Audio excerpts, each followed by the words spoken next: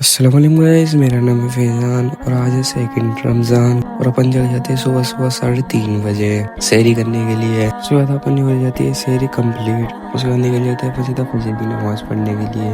پھر ارمان کو اس کے گھر سے اٹھانے کے بعد ہم نکل جاتے ہیں سیدھا فجر کی نماز پڑھنے کے لیے۔ اس کے بعد آ جاتے ہیں مسجد کے پار ہے، پھر ہوتی ہے ہماری نماز، اس کے بعد نکل جاتے ہیں ہم سیدھا اپنے گھر کے لیے۔ اور میں گھر پہ آتے ہی سو گیا تھا اور اب جگہ ہوں 12:30 بجے۔ پھر نہا دھو کے اپن ریڈی ہوئے تھے کیونکہ آج تھا جمعہ، رمضان کا فرسٹ جمعہ۔ اس کے بعد نکل جاتے سیدھا جمعے کی نماز پڑھنے کے لیے۔ پھر ارمان کو اس کے گھر سے لے لیتے ہیں اپن اور آ جاتے سیدھا مدینہ مسجد پر جمعہ پڑھنے کے لیے، اور مسجد تو خالی پڑی تھی پوری اندر سے۔ اس کے بعد ہو جاتی ہے ہماری جمعے کی نماز اور نکل جاتے ہیں ہم سیدھا اپنے گھر کے لیے۔ پھر ارمان کو اس کے گھر پہ چھوڑنے کے بعد میں نکل جاتا ہوں سیدھا میرے گھر کے لیے اور سیدھا آ جاتا ہوں میں میرے گھر پہ۔